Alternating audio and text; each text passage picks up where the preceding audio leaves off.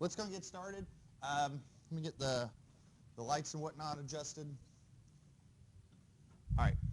So let's get into just sort of some housekeeping, just so everybody's aware of what's going to be happening over the next couple weeks, because we need to start at least mentioning our first exam, which if you all remember, we don't have exams in my class. We call them celebrations of learning. Joke, not a very funny one. We're going to be celebrating on Thursday, February 23rd. So let me explain what's going to happen. So today I'm giving you your second Microsoft Excel assignment, but this is one we're sort of going to, sort of periodically work on, today and next time and whatnot. You'll turn that in on the 21st, and as soon as we turn that in, I'll post a solution right on Blackboard. Now on the 21st, what I'm going to do is I'm going to have exam review day. Now, if you've never had me for class, the way that I do my exam review days is this. I'll prepare a short little PowerPoint literally saying, okay, here's what we're covering on the exam, here's the format, etc. And then I sort of stop talking and let you all ask literally whatever you want. Okay? So on the 21st, you'll definitely want to come ready to ask questions. If you've got any questions, if you want to go through some work on Excel, if you want to go back to the Casio or to significant digits, all that, that's the time to ask. So please be ready to ask those questions. Everybody good? Okay, now, a couple other notes. So all the grades are posted. Everything's up to date on Blackboard. Or it should be as of now.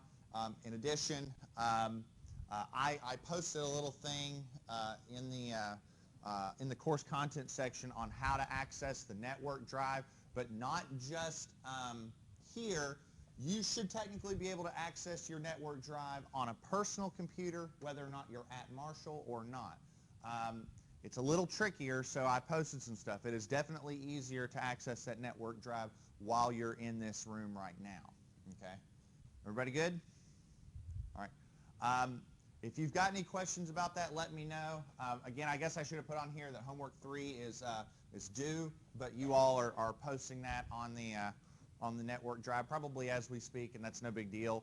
What's going to happen is as soon as I get out of class, I'm going to copy and paste that directory and give it to the TA. So if it's not in there by the end of class, the TA won't have it. All right. Sound good? All right. So let me go ahead and hand out homework 4, I guess I should say. I've got hard copies of it. It's also posted on Blackboard. So there you go. There you go. There you go. There you go. Now I've been turning back homework 2 to you all. That's graded, but if you came in a little late, just see me after class. I got a big stack of them. There's that, and there's that. Okay, so did I get the sign-in sheet started? Nope. Oh, there we go. All right, so you can get that started for me? All right. Okay, like I said, if you missed a handout or something, I got stuff up here. We can grab that at the end. All right, so let's go and get started with our topic. We're going to be talking about Excel again. But specifically, I want to get into some more, I don't want to say advanced, but I want to dig into Excel a little bit more. So today, we're going to look at, really, I guess I would say 2 big aspects of Excel. Number 1, we're going to talk about calculations in Excel. We're not going to get into a lot of the pre-built functions today, trig functions and financial functions and statistics or anything like that. We're not going to do that today. But I just want to explore how to do basic calculations, order of operation stuff. Add, subtract, multiply, and divide, exponents, things like that. Just make sure that you can do that stuff appropriately. So I want to talk about that, and then I want to talk about sort of my second big topic of today, and we'll do a lot of stuff with this, I guess one of the really, really big advantages to Excel is graphing or plotting data. I'm sure that you all have had that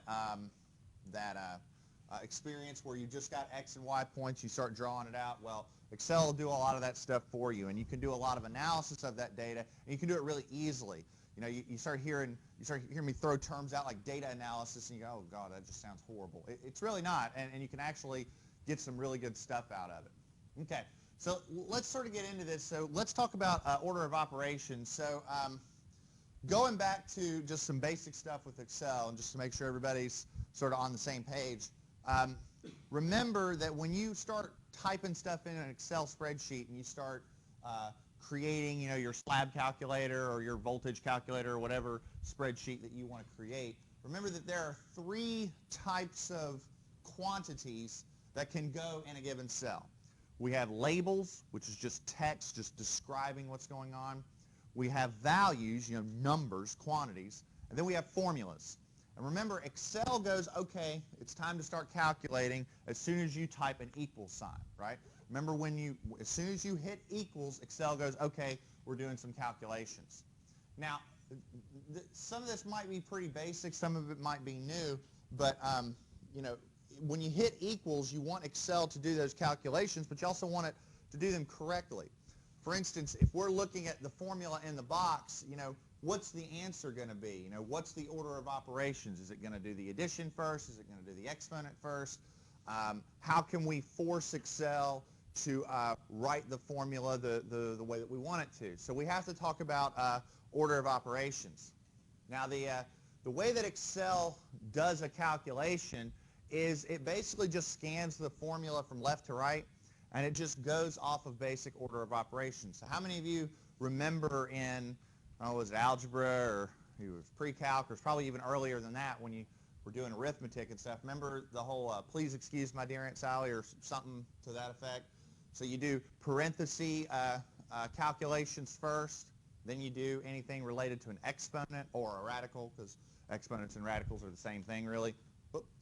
Then you do so exponents, and then you do multiplication and division, and then you do addition and subtraction. Everybody remember that? Well, it's the same way in Excel. It's no different, okay? So there's also a couple other aspects. So this is some more, I don't want to say advanced stuff, but it doesn't really affect just straight calculations. Like the and sign is if you're trying to connect 2 different strings of text, and then all these Boolean operators down below, things like less than, greater than, less than or equal to, greater than or equal to, it does that last. But really, if you keep please excuse my dear Aunt Sally in your head, then you're going to be fine. That's really all there is to it. To give you kind of an example, I'm doing this example here on the screen, and I mean, I'm not going to lie, this one is long. This one's involved. But if you take your time with it and develop this formula, this is not that bad to compute. The big thing to keep in mind is, again, order of operations. Do everything in the parentheses first, do everything with exponents then multiplication and division, and then go from there. Everybody good? So what I'm going to do is I'm going to open up an Excel spreadsheet, and I'm going to show you the way that I build calculations like this. And I sort of, you know, I'm going to hop back and forth between, you know, how I enter it in, but I try and do my best to enter the formula in a little visually, and I do my best to ensure that everything's pretty clear. One thing I will say, and some people get a little, I don't say touchy, but some people get a little overprotective in terms of parentheses. In other words, they try and reduce the amount of parentheses that they put in a formula. My thought is this, you know, when in doubt, put parentheses all over the place, because parentheses are sort of your friend when you're developing formulas like this. Because the way it works is everything that's inside of parentheses will be done first. Okay, so if you've got a calculation that you know needs to be done first, do it first. Like for instance, I'm looking at this expression. Right off the bat, the first thing that needs to be done is I need to do the 1 plus 0.4 and the 1 plus 0.6. I need to do those operations before I take this and raise it to the 3rd power, or take this and raise it to the 2nd power. So I'm going to use parentheses like crazy. All right, and that's sort of how I'm going to go about this. So I'm going to open up an Excel spreadsheet, and I'm going to just sort of copy and paste this formula, and we'll just sort of play around with how you can do this. So let's see. I'm using my little snipping tool here to just do a little screen clipping of that picture right there. So we'll go edit and copy. So when I open up an Excel spreadsheet, I can just copy and paste this little image. So we'll just say Control V. Now I got a little picture right there. Okay. Everybody good so far? All right. So I'm going to put the calculation right here in this little box, this cell B2, just so everybody's aware of what cell I'm working in. I'm going to highlight that. So I'm going to use that little paint bucket. Remember right here, and we'll color that yellow. So that way everybody knows that's the cell that I'm operating in. So if you all want, you can go ahead on your own and start building this. But if you want, I'll show you how I do this. And like I said, I hop back and forth a little bit because I like to keep this pretty simple. So the first thing you do is you hit an equal sign. Then the cell goes, okay, we're going to be doing a calculation. All right. So as soon as you hit an equal or start typing and you press enter, Excel realizes it's time to start doing some calculations. And then I just use order of operations and I let it guide me through how we do this computation. So let's just keep it basic. Okay. I look at this formula and one of the first things that I see is that essentially I've got, here, just set that right there. One of the first things I see, and I sort of think of it like this sometimes, is I just got a pile of junk times 23. Does everybody see that? There's a bunch of crap going on inside that bracket right there, but essentially it's a pile of junk times 23. Everybody see that? So the first thing I'll do is I'll say, all right, let's create, something like this. So something's going to go in here, and whatever goes in there, it's going to be times 23. Okay? Everybody okay with that? All right. So that's simple. Okay. Now let's go to the pile of junk. Okay. So the pile of junk inside, ultimately, it is a fraction, right? All right.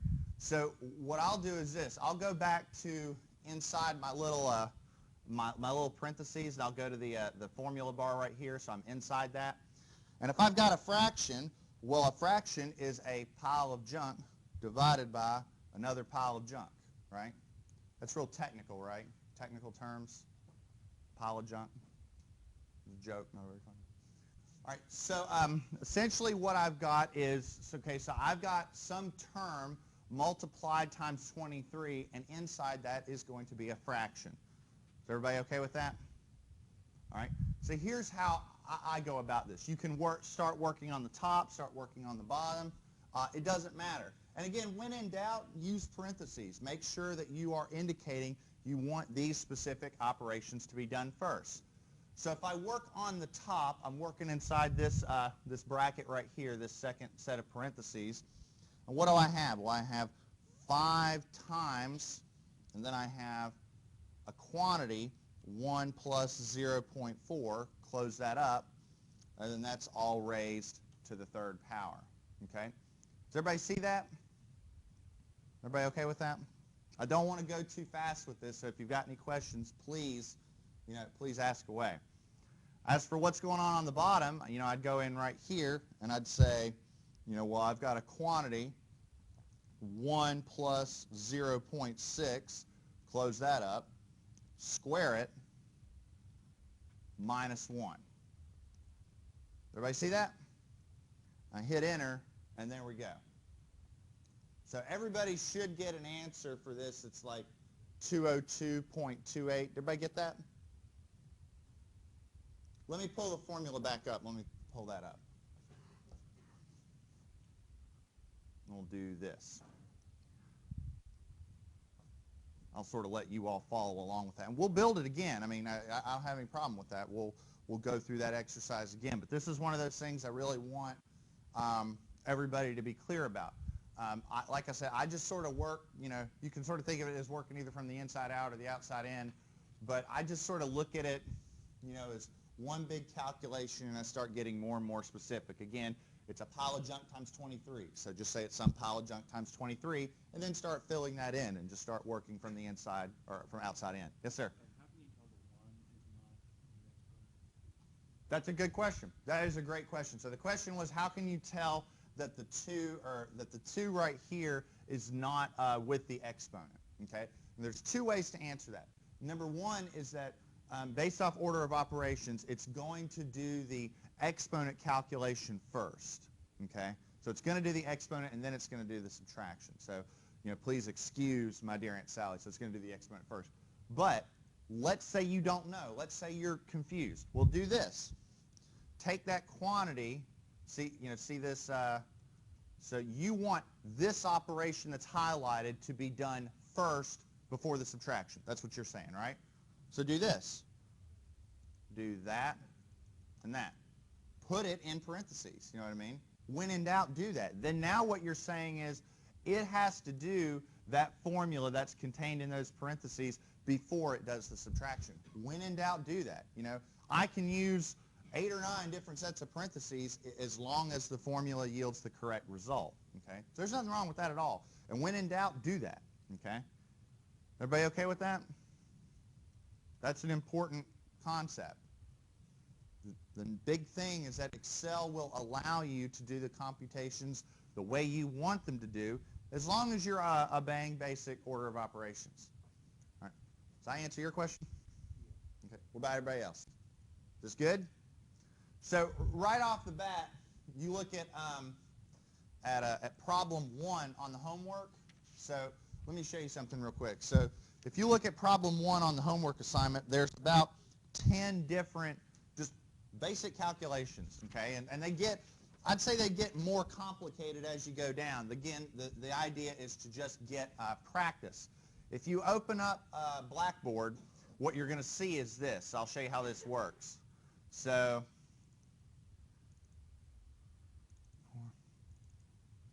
if you open up Blackboard, you should see on homework 4, there should be a spreadsheet that looks something about like this, if it decides to want to load. Let me close this. Sometimes this computer gets a little funky with loading an Excel spreadsheet. There we go. Does everybody see this on Blackboard? You should have a homework 4 part 1. Everybody see that? So literally, for problem 1 on the assignment, I want you to go in and just, for each one of these formulas, just do that calculation. So calculation 1 would go here. So if the problem said, part A is 2 plus 3, just equals 2 plus 3 and hit enter and just start filling that in. Now obviously they get more and more involved as you go down, but in the end it should be pretty straightforward. Everybody okay with that? Anybody have any questions? Am I good? All right. Okay, so that's essentially problem 1, and that should be pretty straightforward. But honestly, I'll say this. That is a fundamentally important problem for anybody using Excel because, I mean, when you all get to your sophomore, junior, senior year and whatnot, it's that type of stuff here and there that the students tend to mess up on, the basic stuff, not the complex functions and things like that. It's just basic order of operations. So I want to make sure you all are familiar with that and comfortable with that, so you've got a lot of practice. And I'll be around. I'm going to stick around, obviously, today, so if you all are working on these and you've got any questions, I mean, that's what I'm here for. Sound good? All right. Now, the next, and really the biggest aspect of what I want to talk about today, because this is where Excel really starts to shine, is graphing. I mean, Excel does great at repetitive calculations here and there, but by and large, if all you're doing is a single calculation like on like what you've got on problem 1, well, I don't know that Excel is, if that's all you're doing, I don't know if Excel is the best tool. But those calculations in combination with plotting and things like that, that matters. Okay, so I want to talk about graphing. Now, I don't know about you, but I see that, that's just a big table of numbers. I don't know about you, but I cannot interpret anything from that data set that has any value to me at all. Like, I just see numbers. I don't see anything, okay?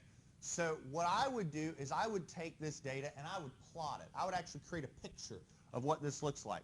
So you all have done this before, x comma y, and literally just get out a sheet of graph paper and just start plotting points, right? So now this data, if I plot it, it looks like this. Okay, so where it says data set 1, data set 2, data set 3, this is data set 1, data set 2, and data set 3. Now that makes a little more sense to me, okay?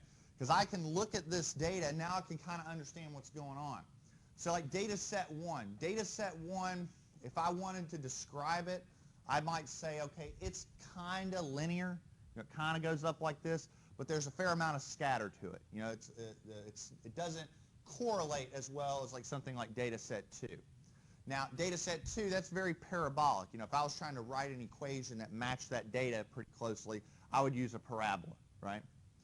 Now, data set 3, it's also linear, but there's something wrong with it, right? Or we got one point that doesn't really make a lot of sense, okay?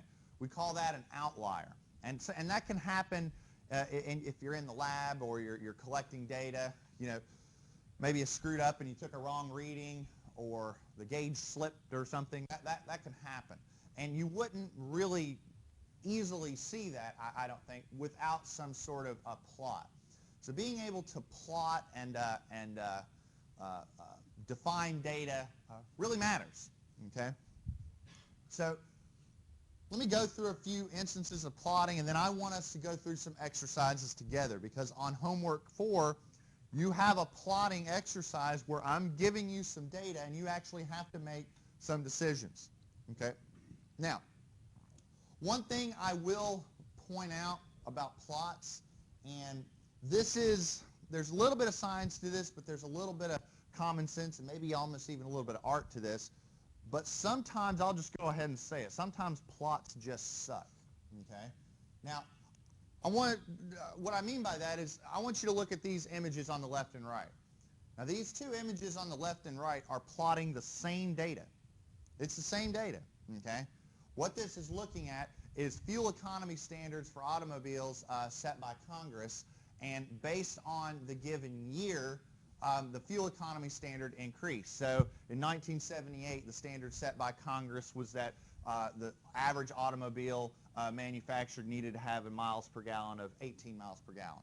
But as time increased, the standard that Congress set increased. I'm not saying the standard was always met. I'm just saying that's the standard that Congress set. So you can kind of see, you know, over time that standard was increasing. But it's, I don't know about you, but I don't really understand this graph very well. This one over here on the right makes a lot more sense to me.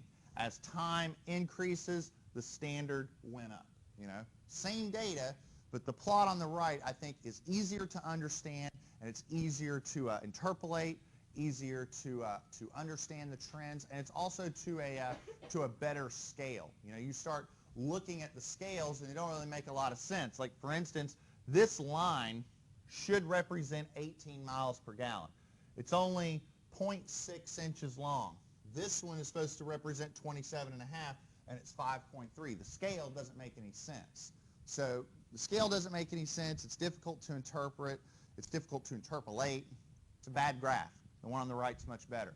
So you need to make sure you're representing your data efficiently and cleanly. So I want us to go through this exercise together. All right, so this is what we're going to do.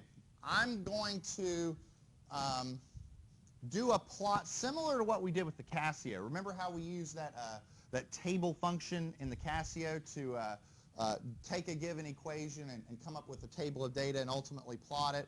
We're going to do the same thing with this. So let's just go back to basics. I want to graph that. Now, if I graph that, what should it look like? What should the shape be? It's a parabola, right? We have a quadratic. We have x squared in there, so it should be a parabola. So we're going to graph y equals x squared from minus 2x, or from x equals minus 3 to x equals 2.5. So from negative 3 to 2.5.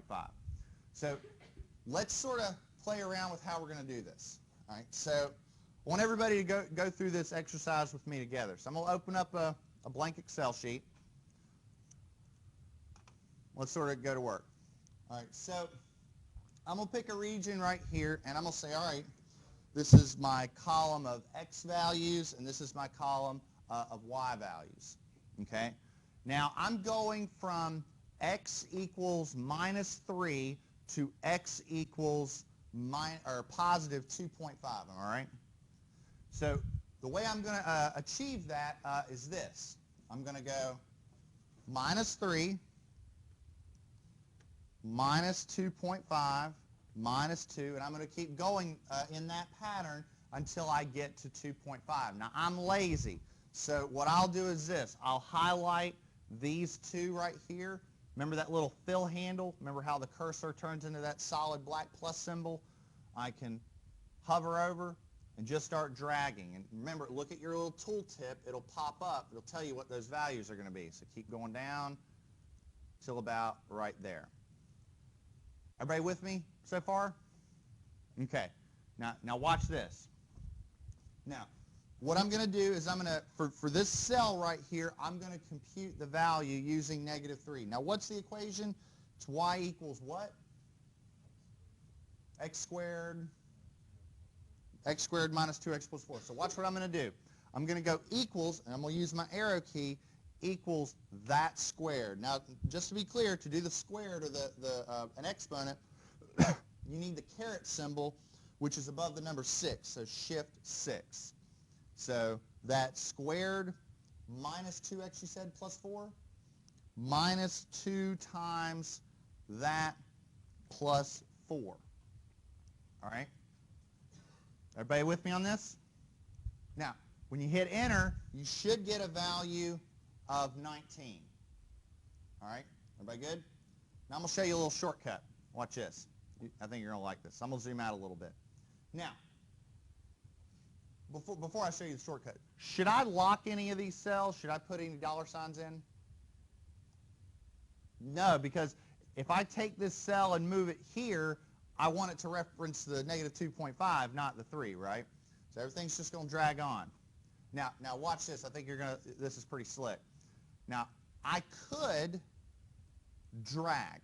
All right, I could do that. All right. Another way of doing that is this.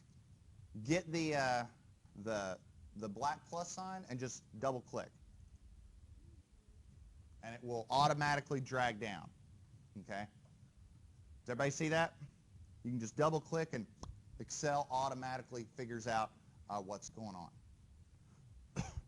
Everybody with me so far? Okay.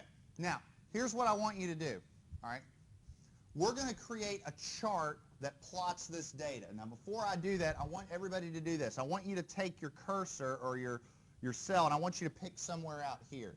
Because we're going to sort of manually do the plot, and then later on I'll show you how we can automatically do it. So I want you to make sure you've got your highlighted cell like somewhere out over here. All right? Everybody good? Now, remember this ribbon up top? Remember how you can use your mouse wheel to go back and forth between different tabs, like the formula tab, the data tab, the review tab? Everybody remember that? Okay, we're going to go to the insert tab. So this is where I could insert a picture, some symbols. I could draw stuff on my sheet and what have you. I want to do a plot, so I'm going to insert a chart. Now, if you look, there's all sorts of different charts available. We've got bar charts, we've got pie charts, and what have you. I'm not a fan of pie charts. Don't use pie charts. Just don't use them at all. You know, find another way, something else. All right. One of the most common charts that we engineers use is a scatter plot. So I'm going to go right here. See this one right here that's got insert scatter? See that right there? Okay, now there's a few different options. You've got just a scatter plot. You've got scatter with smooth lines and markers, scatter with smooth lines. You can do really any of these. I'm just going to do scatter with smooth lines. So this one over here. Sound good? Now, when you click that, if you've done this correctly, it should be blank. Okay? Now, the reason why it's blank is because Excel's like, well, okay, great, you want a chart. We need to know what to plot. So we need to tell Excel what to do with this chart. Okay? Now, before we start messing around with this, I want to show you something. Did everybody notice what happened on the ribbon? See how we've got two new tabs and it says Chart Tools? Does everybody see that? Okay, that happened because I have selected the chart. Like, watch this. If I click away, they disappear. But as soon as I click on the chart, it's like, okay, we're in chart mode. So now we need to start messing with the chart. Okay? Now, there's two different tabs. There's a Design tab and a Format tab. The Design tab will help us, select the data and make the chart look the way we want it to in terms of representing our quantities. So if you look over here on the very right, see where it says Select Data? Everybody see that? Let's go ahead and click that. So let's click Select Data. Now, you click Select Data, and you should have a box pop up, look something about like this. Everybody see that? Okay. Now, when you do a chart in Excel, I mean, you can plot, 8, 9, 10, however many lines you want all on top of one another. So, like for instance, I could plot homework averages, throughout the semester for a given student, and then I could have, 30 different lines all crossing around one another to say, here's the homework averages for every student all on one plot. So you can have like 20, 30 curves all on one chart. We're only going to have one curve, okay? So in order to do that, we need to add a data series. So see where it says Add right there? We're going to click the Add button. Now, you should have something pop up that looks like this. You should notice that now your chart starts to, it's like it's got a pulse and a respiratory pattern. It starts breathing a little bit. So it's like, okay, now we've got something that we want to plot. If you notice, it's asking for 3 things: a series name, it needs X values and Y values. So here's how I'm going to go about this. For the X value, see this little button right there, the one with the arrow? Now you can type it in, but I think it's a little easier to drag. So I'm going to click that, and then it says, okay, what X values do you want? I'm just going to drag right here. And notice how it fills in. It says from B3 to B14 and automatically locks everything in. Sound good?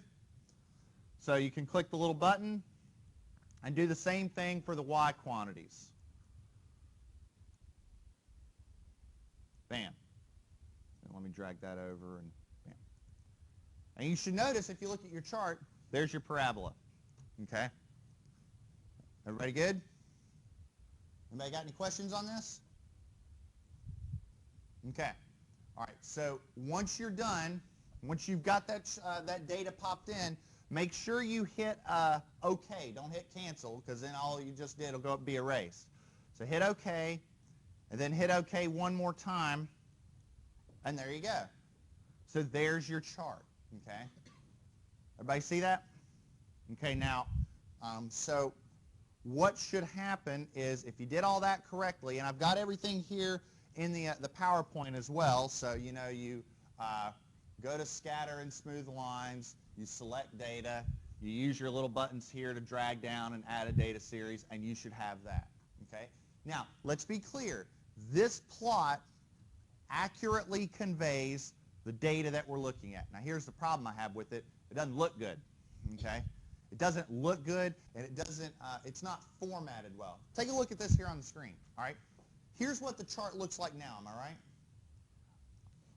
Which one do you think looks better, the one on the left or the one on the right? Now think about this. I've given it an appropriate title.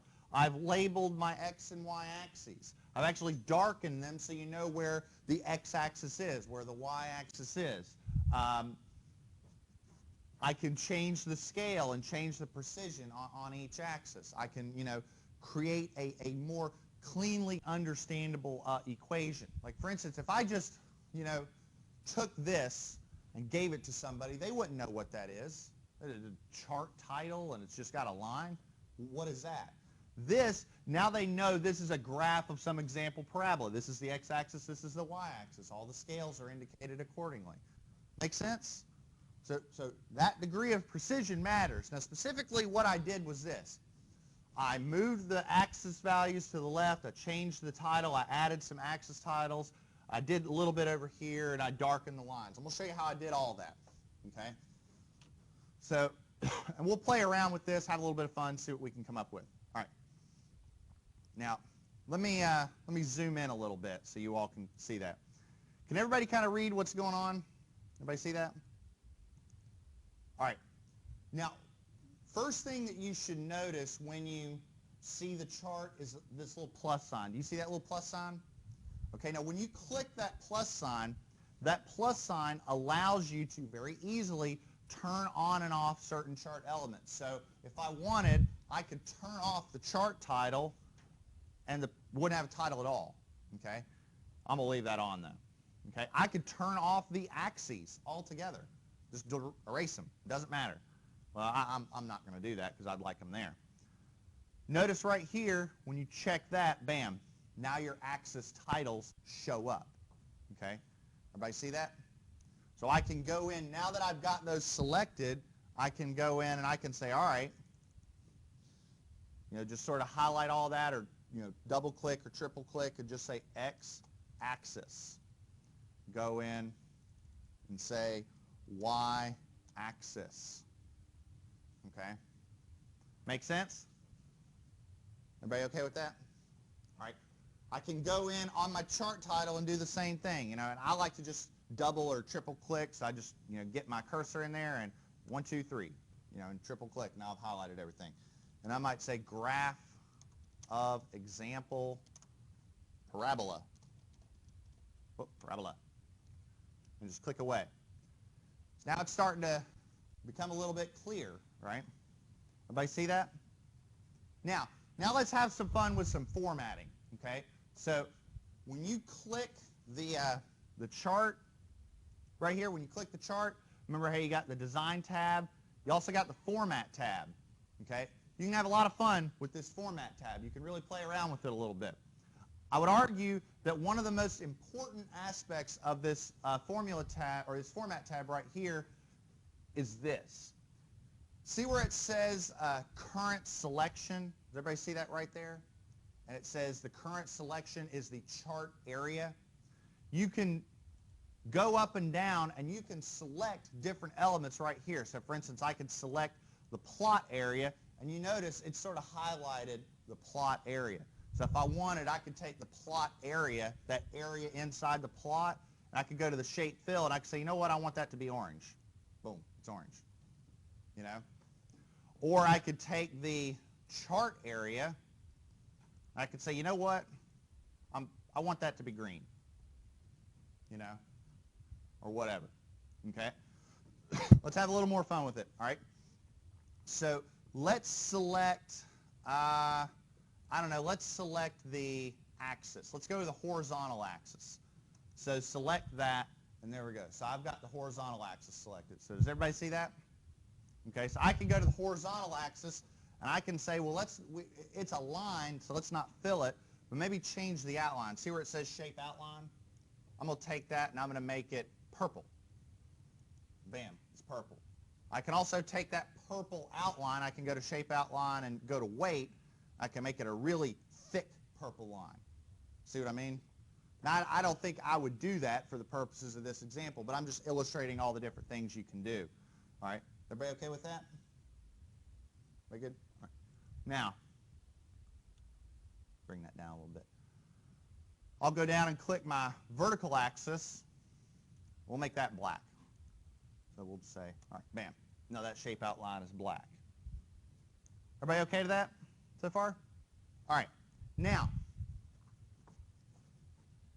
this is another very important aspect of the plotting procedure in Excel, and that's right here. See where it says Format Selection? So I've got the vertical axis selected, and I'm going to hit Format Selection. And if you do that, you should have a little thing pop up over here. Okay? You can have a lot of fun with this and do a lot of nifty things with the format of the chart. So for instance, I've got the axis selected. Bless you. So having the axis selected, I can do a few things. Number one, I can change the scale. So look at the chart here. Look at the picture. See how it goes from 0 to 20? And it does that in increments of what? 2? Everybody see that? 0 to 20 in increments of 2. What if I said no? I want that to go from 5 to 15 in increments of 2.5. Bam, it takes care of that for me. And it changes the scale on the graph accordingly. Now, obviously, that's not a clear representation of what's going on, but I could play around with that if I would like. Okay? If you don't like what you've got, just hit the reset button over there on the right, and it'll bring everything back. So reset. Sound good? Now, here's another thing. This bugs me, but I've got the axis labels, see how they're next to the axis and the curve sort of going in between? I don't like that very much. So if I drag down a little bit, you know, I've got different things like tick marks. I've got labels. See where it says label position? It says next to axis. I can take those labels and I can move them either to the right, I can take those labels, move them to the left, or I can get rid of them altogether. Right? Everybody seeing this? These tick marks. The tick marks are these little, literally these little lines right here, these little ticks on the axis. I can make, you know, inside tick marks. I can make outside tick marks. I can do major and minor tick marks. I can do whatever I would want, whatever is going to make the chart clearer to understand. Is everybody okay with this? Anybody have any questions? All right. Everybody good? I guarantee you this is, I mean, if you're doing some project, whether it's an analysis of power distribution in Huntington, West Virginia, or collecting or, you know, plotting water contamination samples or particle physics or what have you, a poorly formatted chart versus a cleanly and professionally formatted chart makes a world of difference, okay? Makes the data easier to understand, makes it easier to comprehend what's going on.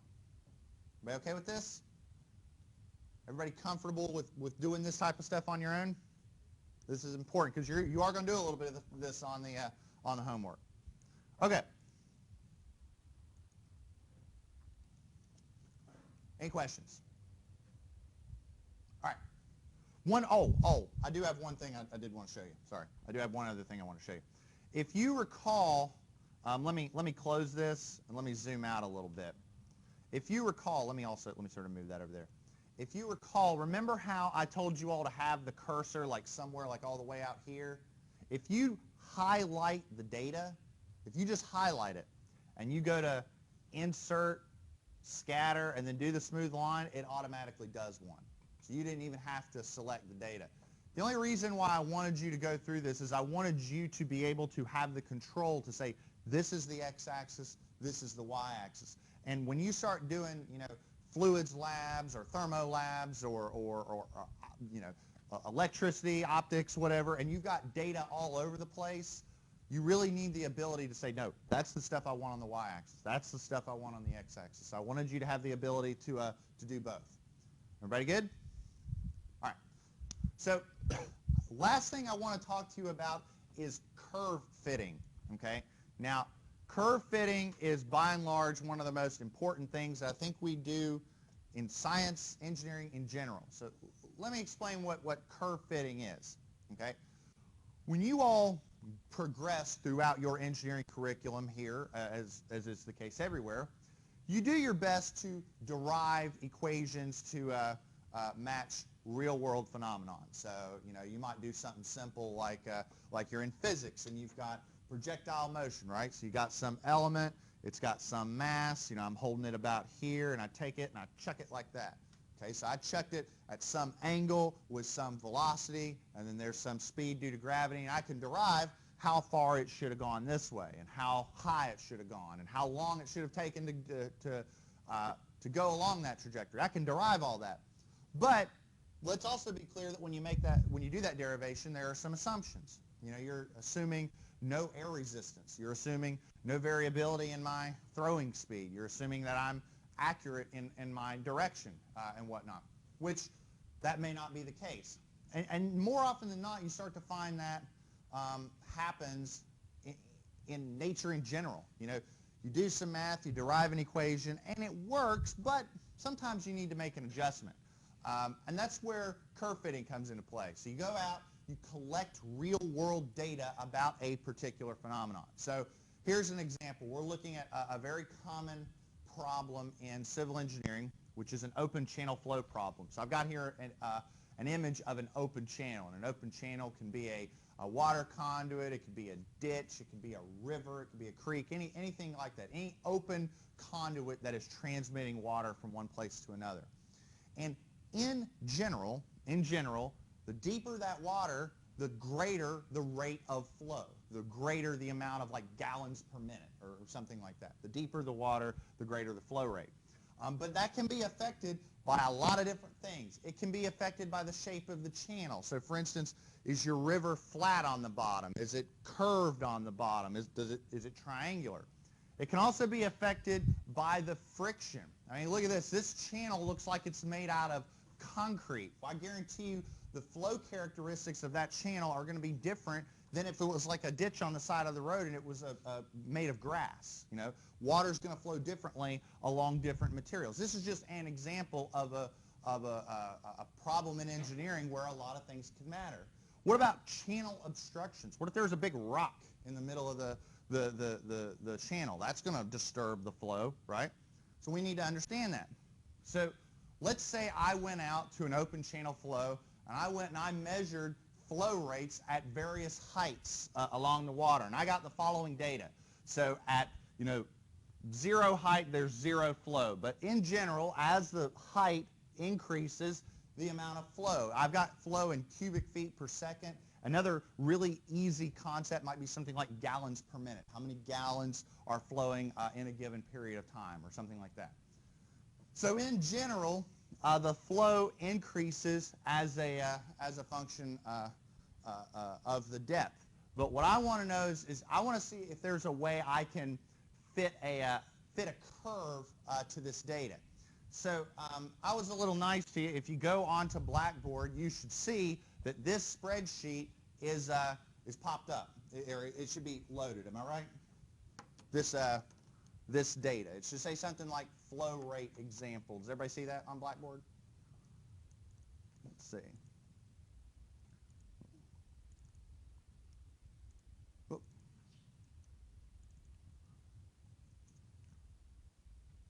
There we go. Has everybody got this on Excel? Okay, so this is the data that was on those slides, and I'm going to do my best to try and come up with an equation that matches that data as best as possible. Now again, this is just points. I really don't know I don't really know what knowledge or insight I can gain without looking at a picture. So what I'm going to do is I'm going to plot this. Now I'm going to be lazy this time, and all I'm going to do is highlight the region. Okay.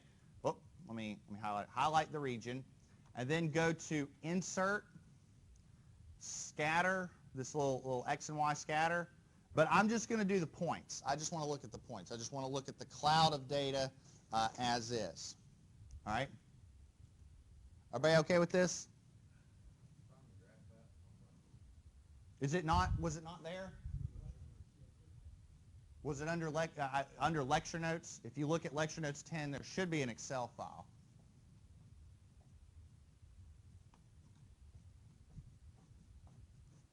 Right. Oh, yeah. There you go. Everybody else got that? All right. Now, before we move on, I'm going to clean this up a little bit. So I'm going to go into chart title, and I'm going to say, all right, what do we want to call this? Let's call this height versus flow comparisons. All right. So we'll sort of click the chart. Let's then go in and add some axis titles. All right. So we'll say this is height, and that's in feet. Okay. And this is flow, and it is in cubic feet per, actually let's do this, per second. Okay. Now, if you want to go to this 3 and you're like, I want to make that an exponent, there's a really quick little keyboard shortcut. If you look right here on your keyboard, you've got Control, and then you've got the equal sign. If you do Control and equals, it will make a subscript. If you do Control Shift and equals, it'll make a superscript. So if you highlight that 3 and you go Control Shift equals, you can see it sort of popped that up and it made a superscript. So if you want to go through and do that. Everybody okay with this? All right. Another thing I'm going to do, I'm going to darken the axes a little bit. I'm actually going to play around with the axes quite a bit. So I'm going to go to Format. I'm going to go to the Selection tool, and I'm going to select, let's start off with the horizontal axis. Okay, so I got the horizontal axis selected. First thing I'm going to do is I'm going to darken it. I'm going to make that black so I know that's the x-axis. And then I'm going to also play with the range a little bit. Notice how the numbers, see how it's going to 2 decimal places? Maybe I don't need that. Maybe I want to reduce that precision a little bit. So I'm going to go to Format Selection right here. So click that. And then I still like my range. I'm going to go from 0 to 6. I like that. But if you go down here, see where it says, okay, we got labels. See where it says number? I'm going to go to number, and you drop that down a little bit. But instead of 2 decimal places, I'm just going to do 0 decimal places. And you'll notice by doing that, it sort of squinched everything in. Everybody all right with that? So I'm going to do the same thing for the y-axis. I'm going to say, click that. And if you didn't close this window over here, everything should still, the window should still remain. So I still like going from 0 to 35. I still like that. But I'm going to go down to number again and change those decimal places to 0. Sound good? Then while I'm at it, let me go ahead and hit that shape outline and darken that up a little bit. All right. Everybody like what I got so far? Everybody able to replicate that? Okay. Now, this is what I'm going to do. All right, I'm going to use them keyboard shortcuts that I showed you all before, and I want to take this chart and I'm going to copy and paste it a few times. I want copies of this chart. So here's what I'm going to do. I'm going to take this chart, sort of grab it. I like grabbing them by the bottom left corner so I don't move anything around in here. And I'm going to sort of move that maybe about right there. It's pretty good. Then I'm going to hit Control-C for copy. Then I maybe like go to a little bit below and hit Control-V. And now I got just a copy of it. Maybe go down and hit Control-V again. Now I've got the same chart repeated a few times. Everybody okay with this? So far, so good. Yeah, Control-Shift equals will get you your superscript, and then Control equals will get you your subscript. All right. All right. Everybody good? Now, curve fitting, the purpose of curve fitting is to come up with an equation that represents that data. Some curves are going to be better than others. Let's start off with the simplest curve, or in this case what Excel calls a trend line, and let's just do a line. So the way I'm going to do this is I'm going to go to just one of these data points, just hover over it, and right-click. And you'll notice the series pops up in the formula bar, and then it says, okay, what can I do to it? I can change the series, chart type, da-da-da-da-da. Right here, it says Add Trend Line. Does everybody see that, where it says Add Trend Line? And bam, there's a trend line. Okay? So here's what Excel did. And when you all take statistics, you will learn how to do these calculations manually. But essentially what Excel did just now is it said, based on that data that I put in, everything that's in that table on the left, it said, all right, let's do our very best to come up with just a line that represents that data as best as possible. Okay? So again, I just right-clicked one of those data points and hit trend line. Okay? So that is the best fit line for that curve. Okay? And if you notice, you should have a format trend line thing over here on the right. You can scroll down and see where it says display equation. Everybody see that? You can hit display equation and bam, there it pops up. So the equation for that line is y equals 5.39 whatever x minus 5.89. So the beauty of that is now that I've got an equation, let's keep in mind, data will only give you values at specific points. The purpose of developing an equation is now I can calculate everywhere. So, all I've got is data here, here, here, here, and here. Well, the equation will tell me what the data is like everywhere. Now, this line ain't the best. So maybe we can do a little bit better. So let's try the one below. All right? Let's go to this next one. Let's try it again. So let's right-click, add a trend line. So you'll notice there's my trend line. But then over here on the right, notice how I've got different options. I mean, we just did a line. Let's try something like a polynomial. Let's do a polynomial. Okay, so that's starting, it looks like it's getting a little better, doesn't it? Like it's order 2. Doesn't look like it's so bad. Okay, if I want, I can scroll down and again, display the equation on the chart. Now again, this is a polynomial of order 2, so this should be a quadratic equation. So the equation for that curve is about 1.499x squared minus 2.59x plus 1.1. Okay? Everybody okay with that? Let's try it one more time. Let's do a third order. All right? So scroll down. Do all that again. So right-click a data point. Hit Add Trend Line. And I've got linear, logarithmic. Let's do polynomial. And let's do order 3. See that? Now it's doing a cubic equation.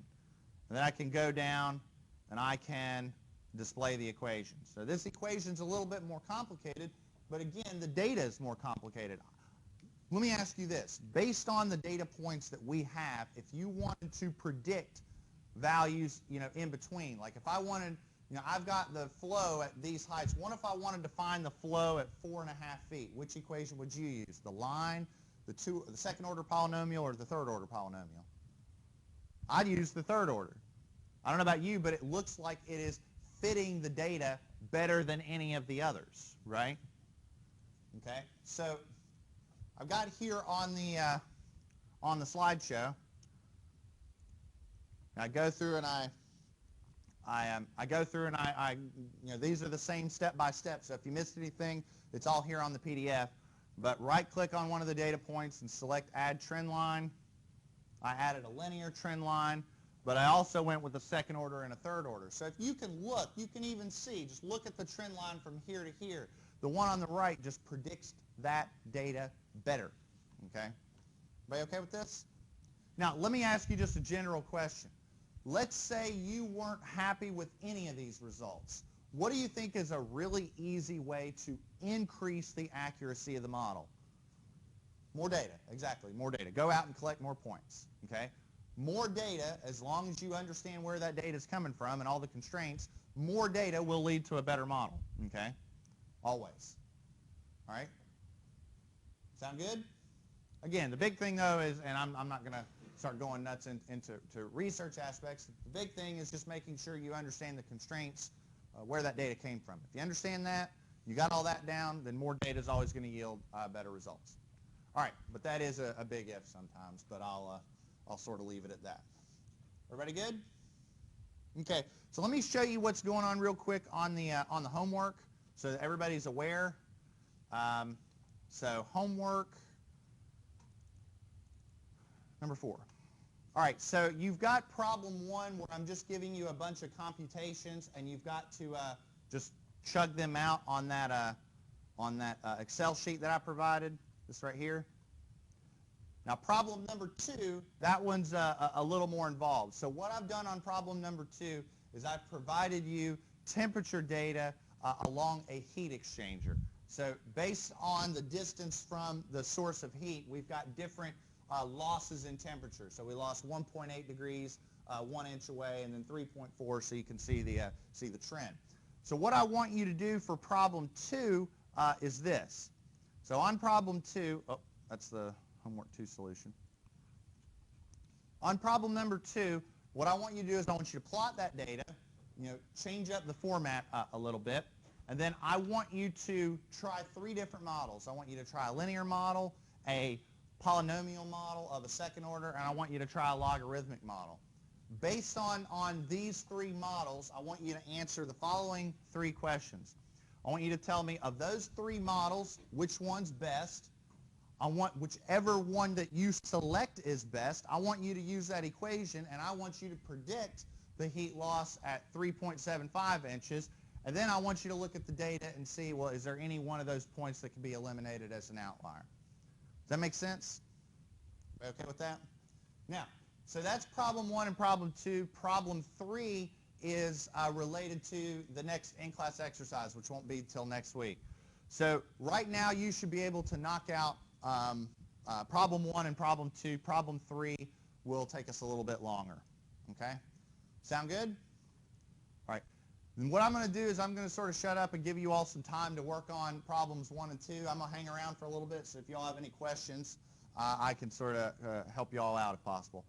All right, that's all I got. So I guess if you all are heading out, we'll see you next week.